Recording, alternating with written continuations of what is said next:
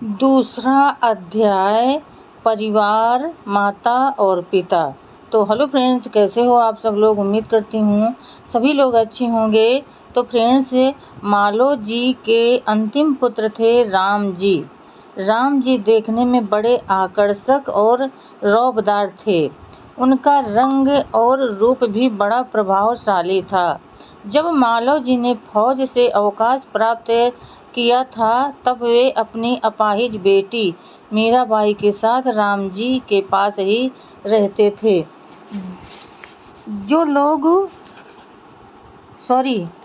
जो महार लोग फौज में नौकरी करते थे उनके दो बातों का बहुत जबरदस्त शौक था, एक शराब पीने और दूसरा आध्यात्मिक ज्ञान।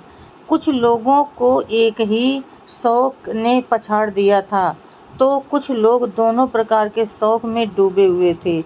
मालो जी राव ने सिर्फ एक ही प्रकार के शौक को ग्रहण कर रखा था और वो शौक था अध्यात्म ज्ञान की प्राप्ति का। इन दोनों शौक के कारण कई लोगों ने अपने जीवन को बर्बाद कर लिया था तो कई लोगों ने अपने परिवार ही बर्बाद कर लिए थे। आध्यात्मिक ज्ञान हमें प्राप्त होना चाहिए, इसलिए हजारों महारों ने उच्च कोटि के प्रयास किए हैं। इस तरह के प्रयास करने वाले लोग तीन पंथों के थे, एक रामानंद पंथ, दूसरा कबीर पंथ और तीसरा नाथ पंथ। इस अध्यात्म ज्ञान के बाद विवाद में कबीरपंथी लोग रामानंदी लोगों को नंदी अर्थात बैल, अध्यात्म ज्ञान की सामान्य जानकारी नहीं होने के बावजूद भी केवल नंदी बैल की तरह गर्दन हिलाने वाले लोग कहकर लज्जित करते थे और रामानंदी लोग कबीरपंथी लोगों को पतित बाटगा अध्यात्म ज्ञानी अर्थात आधे हिंदू आधे मुस्लिम अध्यात्म ज्ञान जानने वाले गोसाई कहते थे। इन दोनों में गुरु परंपरा प्रचलित थी और उनका बड़ी निष्ठा से पालन किया जाता था। इन दोनों पंथों की सभाएं भी आयोजित होती थीं और उसमें अध्यात्म ज्ञान की बातों पर चर्चाएं होती और उनमें अध्यात्म ज्ञान की बातों पर बेकार की बहस होती थी। वादे जायते त्वबोध तर्क करते करते सत्य की प्राप्ति हो जाती है। इस बात को चरितार्थ करने की बजाय उन पर आपस में सर फुटबॉल करने की पीढ़ियों तक दुश्मनी रखने की नौबत आ जाती थी।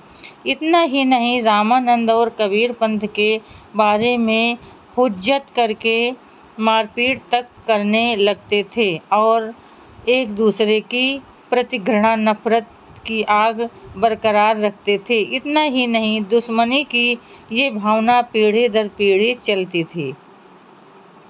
आध्यात्म ज्ञान की कम ज्यादा जानकारी रखने वाले और वितंडावाद करने वाले लोग संत महंत आदि नामों से ख्याति प्राप्त कर लेते थे। मालो जी राव ने रामानंद पंथ को अपनाया था, उनके पूर्वजों ने भी उसी पंथ को अपनाया था। जब मालो जी राव ने फौज की नौकरी से अवकाश प्राप्त कर लिया तब वे दिन रात रामानंद पंथ की उचित पूजा पाठ करते थे। हमारे पिता ने रामानंद पंथ की दीक्षा ली। ये देखकर उनके दोनों बड़े बेटों ने भी उस पंथ की दीक्षा ली, किंतु राम जी ने उस या अन्य किसी पंथ की दीक्षा लेने से मना कर दिया। इस संबंध में उनके पिता ने उनको हर तरह से समझाने का प्रयास किया, किंतु उन्होंने अंत तक एक जैसा नकारात्मक उत्तर ही दिया। उन दोनों पंथों की शिक्षा उदार है, किंतु उनके अनुयायी उसका आचरण शराब पीकर, हाथापाई करके और निष्ठापूर्ण बर्ताव करके करते हैं। इस बात को राम जी बहुत निकट से देखा और परखा करते थे। उनका यह मानना था कि जिस व्यक्ति मार्ग की हम सही से भक्ति कर नहीं सकते, उस भक्ति मार्ग का दूसरों की तरह आचरण करने का ढोंग रच कर स्वयं अपने आप को और दूसरों को धोखा क्यों दें। उन्होंने अपनी तरुणाई जवानी में ही यह दृढ़ निश्चय कर लिया था कि फौज का व्यवहार और पारिवारिक जिम्मेदारियां संभाल कर अध्यात्म का बाना यदि ईमानदारी के साथ निभाना संभव न हो सके तो उसे स्वीकार नहीं करना ही ज़्यादा उचित है। और उन्होंने अपने पिता के कहने पर गर्दन हिलाने की बजाय कुछ दिनों तक वे अपने मत पर अड़े रहे। राम जी की आयु उस समय 18 साल की होगी। तब 1866 के दौरान वे फौज में भर्ती हुए थे। उनकी पलटन का नाम 106 सपर्स एंड माइनर्स था। इसी दौरान शाखाराम, लक्ष्मण, धर्मा, जानू, शंकाहारी, राधो और डोंगरे मुरबाडकर और उनके 6 भाई छठी मराठा पलटन में सूबेदार थे। उस समय लक्ष्मण सूबेदार 106 सपर्स एंड माइनर्स में सूबेदार मेजर के रूप में पदोन्नत होकर आए। राम जी का गठीला और गोरा शरीर, आकर्षक चेहरा और कवायद के काम में तथा बंदूक की निशानेबाजी में निपुणता देखकर सूबेदार मेजर मुरबाडकर उन पर बेहद खुश हो गए थे। दोनों में अमलदार और सिपाही का रिश्ता था। तब भी वे निजी व्यवहार में एक दूसरे से बहुत ही प्यार मोहब्बत के साथ रहते थे। सूबेदार मेजर मुरबाडकर को एक लड़का था जिसका नाम गणपत था और 2 लड़कियां जिनका नाम भीमाबाई और बायजाबाई था। इस तरह उनकी 3 संतानें थीं। भीमाबाई उनकी दूसरी संतान थी। वो दिखने में तेज तर्रार और बाकपुट बातूनी थी। वो अपनी वाचालता से घर के लोगों को परेशान करते रहती थी। लड़की की जाति को दूसरों के घर में दासी का सा जीवन बिताना पड़ता है, इसलिए उसको इतनी तेज और वाचाल नहीं होना चाहिए। इस तरह की बात सोचकर घर के सभी बुजुर्ग लोग भीमाबाई को डांटते फटकारते रहते थे। कभी कभी उस पर हाथ तक भी उठा देते थे और उसको अपने काबू में रखने का पूरा प्रयास करते थे। लेकिन मार खाकर भी भीमाबाई के स्वभाव में कोई बदलाव नहीं आया था। उसका यह मजाकिया, शरारती, अड़ियल, झगड़ालू और साहसी स्वभाव और वाचालता लोगों को भाता था, इसलिए वो भी सभी को प्रिय थी।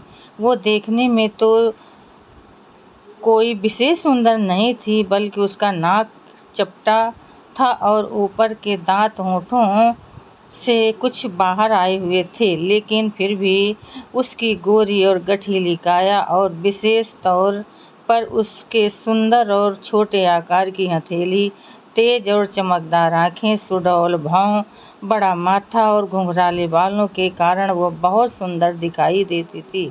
उसके दोनों हाथों की उंगलियां छोटी और आकर्षक थी। उसकी हथेलियों की लाली अंत तक जस की तस बरकरार रहीं। सूबेदार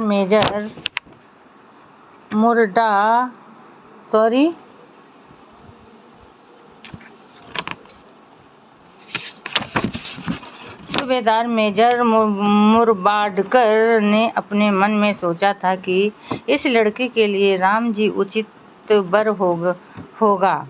ऐसा विचार आते ही उन्होंने मालोजी राव के सामने अपने मन की बात रख दी। मालोजी राव ने भीमाबाई को देखते ही अपनी स्वीकृति दे दी। बाद में राम जी और भीमाबाई का विवाह मुरबाड मुरबाड जिला ठाणा में बड़े हर्षोल्लास के साथ संपन्न हुआ, क्योंकि मुरबाडकर की घर की स्थिति काफ़ी अच्छी थी, इतनी अच्छी कि उनके घर महिलाएं की किसी रजवाड़ों के घर की महिलाओं की तरह जरी के सालू और पैठण की साड़ियाँ पहनती थी। उनके बदन पर सोने के गहने तो बहुत होते ही थे, छोटी छोटी लड़कियों के पाँव में सोने की पायल होती थी। त्योहारों के अवसर पर परिवार का भोजन चांदी की थालियों में परोसा जाता था। उनके घर में हर तरह की खुशहाली मौजूद थी। उनका रहन सहन बहुत ही ऊंचा था।